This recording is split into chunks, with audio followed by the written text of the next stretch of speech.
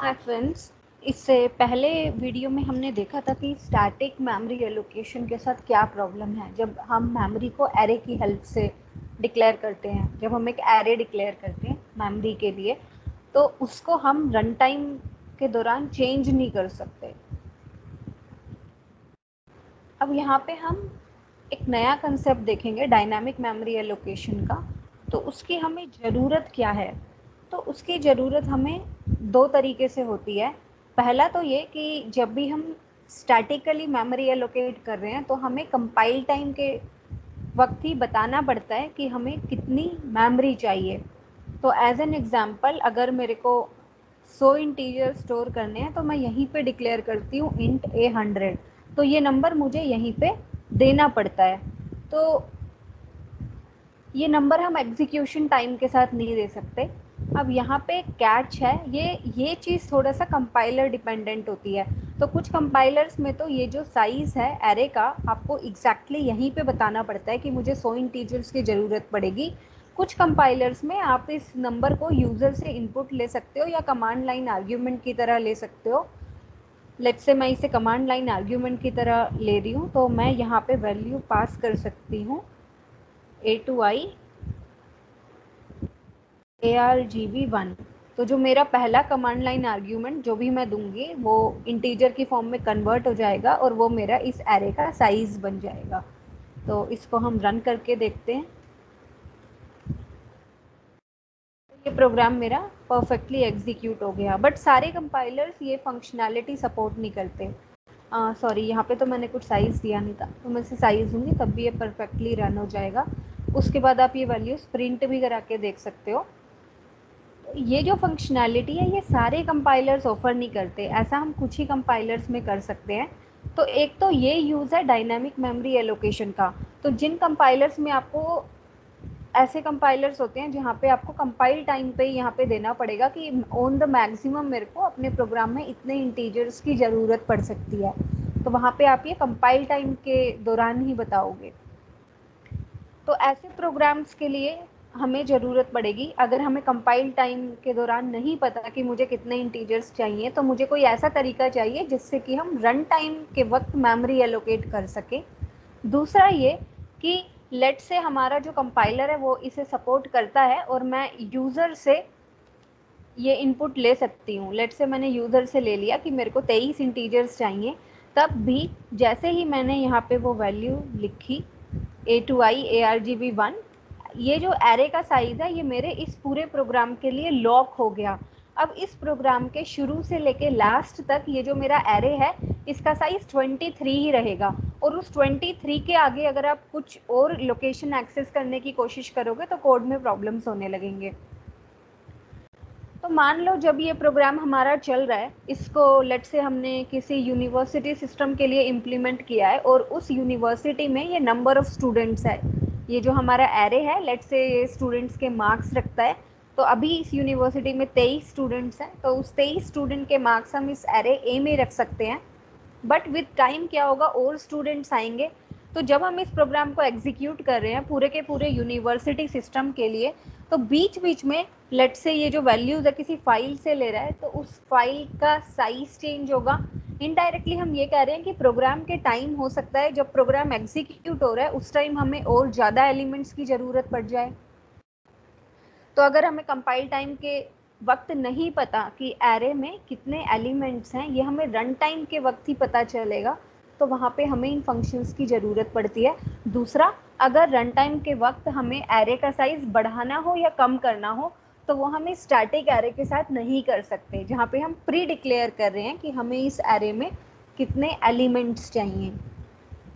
उसके लिए हम stdlib हेडर फाइल, इस फाइल में से कुछ फंक्शंस यूज़ करते हैं। मे बी आपने इनके नाम पहले सुने भी होंगे। तो ये फंक्शंस हम यूज़ करते हैं रन टाइम के दौरान हमें मेमोरी एलोकेट करने के लिए। अब हम एक एक करके इनका यूज़ देखते हैं। ओके, जैसा कि हमने कहा ये चीज़ हम हर किसी कंपाइलर में नहीं कर सकते। तो अगर हम किसी एरे को स्टैटिकली डिक्लेयर कर रहे हैं तो मुझे यहाँ पे ही उस एरे का साइज़ देना पड़ेगा। पर मान लो कि ऐसा नहीं है, मुझे यूज़र से इनपुट लेना है और फिर उस इनपुट जो यूज़र ने दिया है उतने साइज़ का एरे बनाना है। तो डेफिनेटली वो करने का एक तरीका तो ये है कि मैं एक इंटीजर ले लूँ n, उसके बाद ये जो मेरी n की वैल्यू है ये मैं यूज़र से ले लूँ। तो मैं यहाँ पे एक स्कैनफ कर रही हूँ n की वैल्यू, मैंने n की वैल्यू ले ली और उसके बाद ये मैंने एरे डिक्लेयर कर दिया n साइज़ का। और उसके बाद हम ये सारी वैल्यूज़ प्रिंट भी कर लेते हैं। For i equals to 0, i less than n, i plus plus,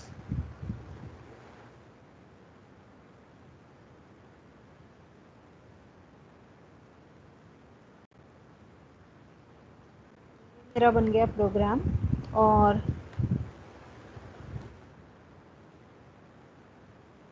तो ये मेरा यूज़र से इनपुट लेने के लिए रुका है। तो मैं कह रही हूँ मुझे एरे में 5 एलिमेंट्स चाहिए, तो ये मेरे को क्या दिखा रहा है, उन 5 एलिमेंट्स की वैल्यू दिखा रहा है। और अब आप देखोगे यहाँ पे गार्बेज वैल्यू है। तो हो क्या रहा है, जो भी मेमोरी मेरे को एलोकेट हुई है उस पर पहले से ही कुछ वैल्यू पड़ी थी, ऑल्दो वो मेमोरी अब मेरे यूज़ के लिए फ्री है, बट ये वो उस मेमोरी में जो पहले वैल्यूज़ थी वो हैं, और इन वैल्यूज़ को अब मैं अपने अकॉर्डिंग चेंज कर सकती हूँ। तो मेरा जो जीसीसी कंपाइलर है वो मुझे ये अलाउ कर रहा है, बट कुछ दूसरे कंपाइलर्स में ये चीज़ अलाउड नहीं होती। मे बी सी के जो पुराने वर्जन्स हैं वहाँ पे आप स्टैटिकली ऐसे मतलब एग्जीक्यूशन के टाइम ये वेरिएबल स्कैन करके और फिर एक एरे ऐसे डिक्लेयर नहीं कर सकते। तो पहला यूज़ तो इन फंक्शंस का वहीं पे है, मैलोक फंक्शन का, कि हम एक मेमोरी एलोकेट कर रहे हैं एग्जीक्यूशन टाइम के वक्त।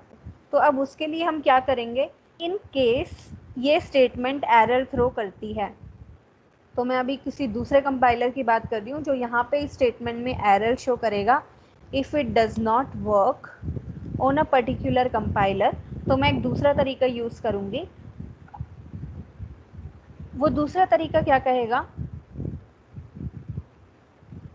मैं एक फंक्शन यूज़ करूँगी मैलोक। मैलोक फंक्शन क्या करता है, इसको मैं यहाँ पे जो भी आर्ग्यूमेंट दूंगी ये उतने बाइट्स का मेमोरी स्पेस ढूंढेगा। तो लेट्स से मैंने यहाँ पे 78 लिखा, तो 78 का मतलब है कि इसे इतने ब्लॉक्स ढूंढने हैं मेमोरी के, और एक साथ अलग अलग जगह पे बिखरे हुए नहीं, एक साथ 78 बाइट ढूंढने हैं मेमोरी के एक साथ।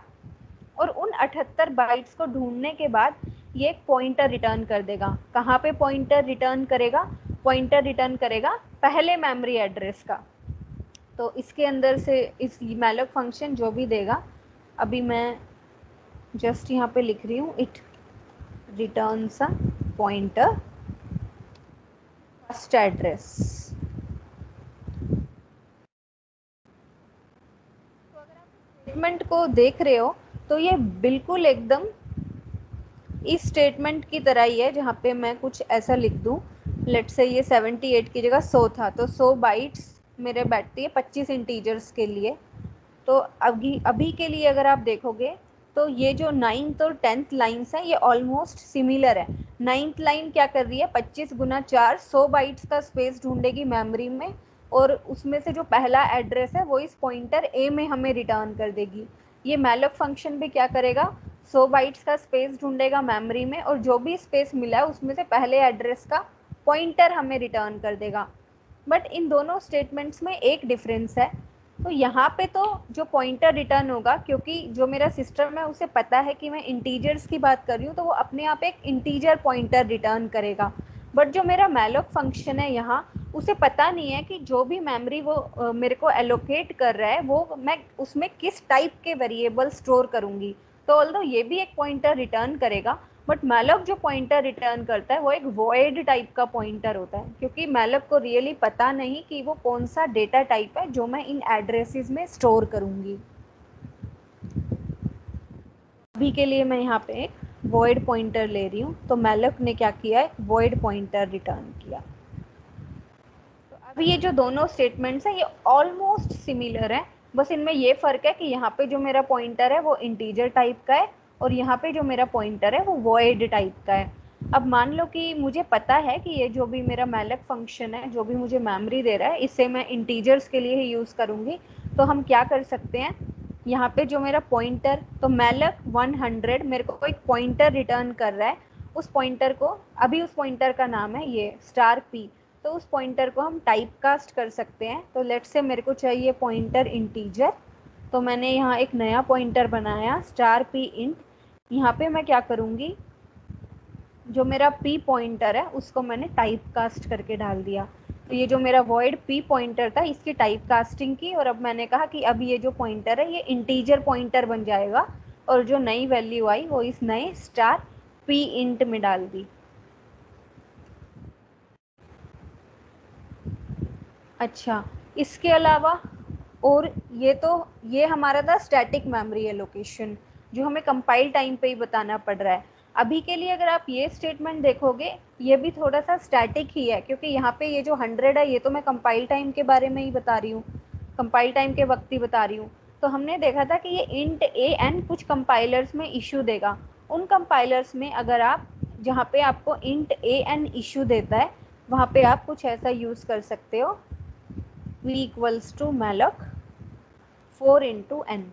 तो मैंने यहाँ पे 4 इंटू एन क्यों लिया है, क्योंकि एन मुझे बता रहा है कि मुझे कितने इंटीजर्स का स्पेस चाहिए, और सिंस मुझे पता है एक इंटीजर 4 बाइट्स लेता है, तो मैंने क्या किया, उस एन को 4 से मल्टीप्लाई कर दिया। तो इतनी मेमोरी मुझे चाहिए 4n। अब हो सकता है कि किसी सिस्टम पे इंटीजर का जो साइज़ है वो 4 ना हो, और मुझे नहीं पता कि मेरे सिस्टम पे इंटीजर का साइज़ कितना है, तो मैं यहाँ पे साइज ऑफ फंक्शन भी यूज़ कर सकती हूँ। तो मेरे को कितनी मेमोरी चाहिए, size of integer into n, क्योंकि मेरे को ये एन इंटीजर स्टोर करने हैं।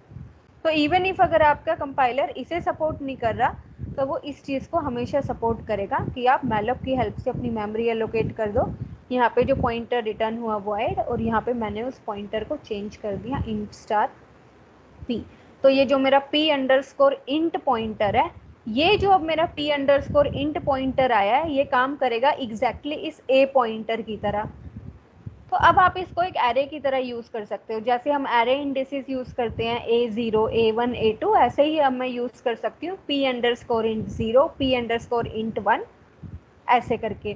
तो अब मैं यहाँ पे क्या कर सकती हूँ, for i equals to 0 i less than n i plus plus ai की जगह मुझे सिंपली यहाँ पे लिखना है p इंट i। तो अगर आपको याद होगा, ये जो p इंट i है, इट इज़ नथिंग बट ये इक्वल है star of p int plus I के, जिसके बारे में हम पहले बात कर चुके हैं। तो जब हम p इंट प्लस आई करेंगे तो ये अकॉर्डिंगली i इंटीजर्स आगे जाएगा, उतने एड्रेसेस आगे जाएगा, और उस एड्रेस पे जो भी वैल्यू है वो हमें प्रिंट करा देगा। अब हम इसको रन करके देखते हैं। तो मैं कुछ सेमी कॉलन्स मिस हो गए हैं लाइन 12 में।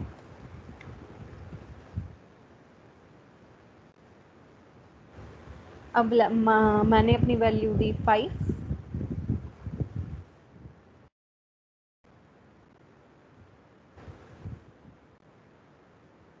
एन की वैल्यू दी यहाँ पे 5, तो ये मेरे को 5 वैल्यूज़ दिखा रहा है। अगेन मेरे मेमोरी में ऑलरेडी उन लोकेशंस पे कुछ पड़ा था, तो ये मेरे को उन लोकेशंस पे जो वैल्यूज़ बता रहा है, जो जो वैल्यूज़ हैं वो हमें बता रहा है।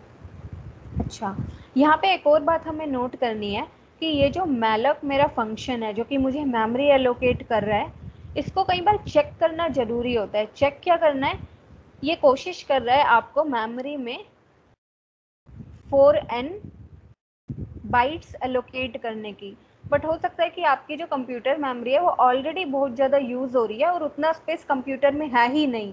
तो मान लो कि स्पेस तो मैंने मांग लिया अपने, लेट्स से कि मैंने मैलॉक फंक्शन से बोला कि मुझे 10,000 इंटीजर स्टोर करने हैं, तो मुझे 40,000 बाइट्स मेमोरी चाहिए, बट 40,000 बाइट्स मेमोरी अभी कंप्यूटर के पास नहीं है। तो जब मैलॉक फंक्शन मेमोरी एलोकेट करने में फेल हो जाता है, तब वो जो रिटर्न करता है वो रिटर्न करता है एक नल पॉइंटर। तो उस नल पॉइंटर को भी चेक करना ज़रूरी होता है। तो जब मेरे को मैलॉक कुछ रिटर्न करता है, जो भी इसने ये पॉइंटर रिटर्न किया स्टार पी, तो ये चेक करना ज़रूरी है कि ये जो पी है ये किसी वैलिड एड्रेस को पॉइंट कर रहा है या नहीं कर रहा। अगर मैलॉक ने सक्सेसफुली मेमोरी एलोकेट कर दी है तो पी अभी किसी ना किसी वैलिड एड्रेस को पॉइंट कर रहा होगा, पर अगर मैलॉक फेल हो गया तो पी अभी किसी एड्रेस को पॉइंट नहीं कर रहा, उसकी वैल्यू है नल। तो वो भी चेक करना ज़रूरी है। तो हम यहाँ पे लिखते हैं कि अगर मेरा जो पॉइंटर p है उसकी वैल्यू नल है तो मेरा जो प्रोग्राम है वो प्रिंट करेगा नल पॉइंटर और उसके बाद रिटर्न।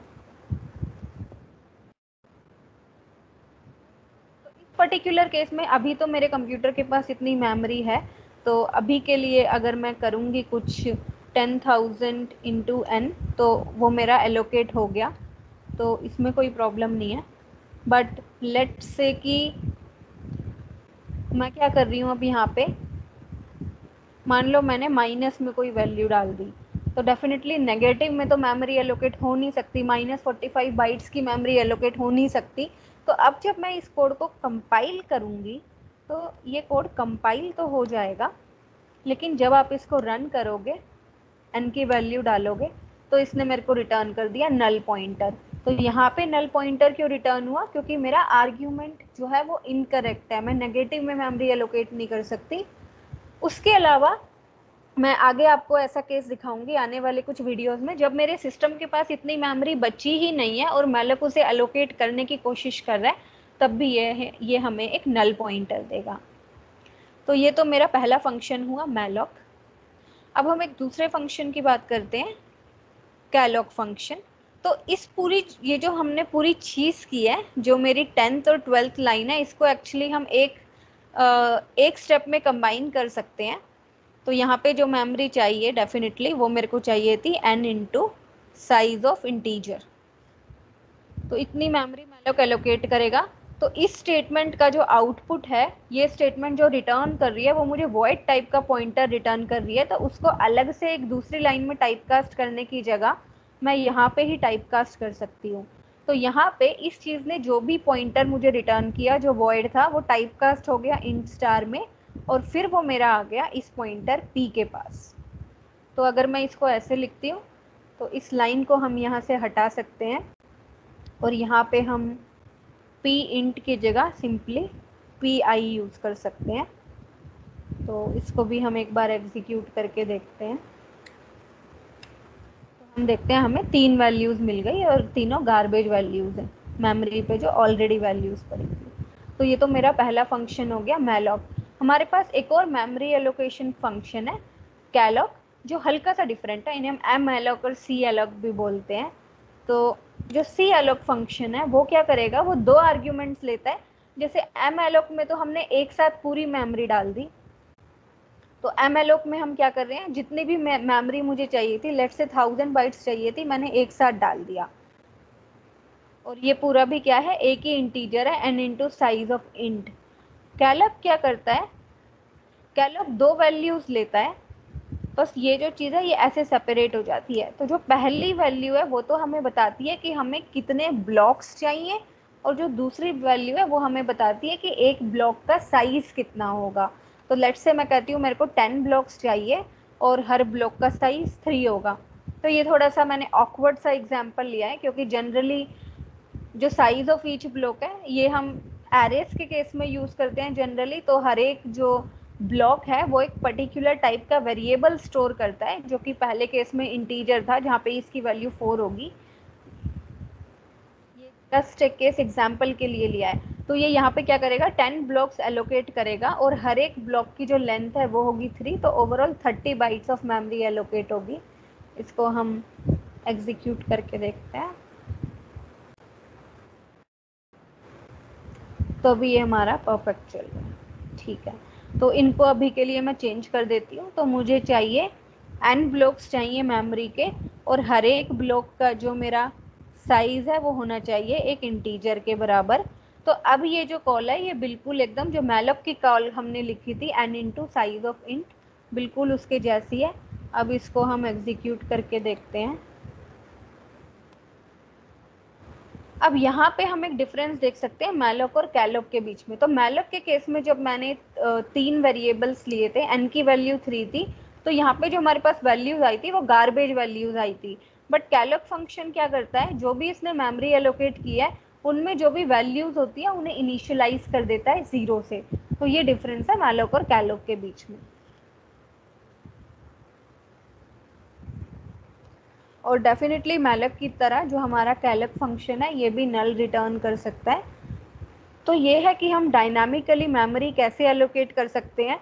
तो इन केस आपका कंपाइलर ऐसी स्टेटमेंट करने में फेल हो रहा है तो हम उसे रन टाइम के टाइम इस तरीके से मेमोरी एलोकेट कर सकते हैं। ये तो पहला यूज है मैलक और कैलक फंक्शन का। अब अगले वीडियो में हम देखेंगे डेफिनेटली अगर मेरा कंपाइलर ये चीज़ एक्सेप्ट भी कर रहा है तो उस केस में प्रॉब्लम ये है कि इस एरे का साइज हम बाद में चेंज नहीं कर सकते। मान लो इनिशियली मैंने n की वैल्यू डाल दी 5 और अब जब मेरा प्रोग्राम चल रहा है ओवर टाइम मुझे रियलाइज हुआ कि मुझे 5 नंबर्स और चाहिए। तो जब मुझे 5 नंबर्स और चाहिए तो इसका साइज में चेंज नहीं कर सकते, तो वहाँ पे हम थोड़ा लॉक हो जाते हैं। उसके लिए हम अगले वीडियो में देखेंगे कि अगर हमने कोई मेमोरी कैलक और मैलक से एलोकेट की है तो हम एक तीसरा फंक्शन यूज कर सकते हैं री एलोक उस मेमोरी को कम या ज़्यादा करने के लिए। तो यहाँ पे जैसे मैंने कैलक की हेल्प से n इंटीजर्स को स्टोर किया है, अगर बाद में मुझे ये मेमोरी बढ़ानी है और 100 और इंटीजर्स डालने हैं तो हम ये जो मेमोरी स्पेस है इसको फ्लेक्सिबल बना के इसे बड़ा कर सकते हैं और 100 नंबर्स और इसमें ऐड कर सकते हैं एक रीएलोक फंक्शन के साथ। तो रीएलोक फंक्शन हम देखेंगे अगले वीडियो में।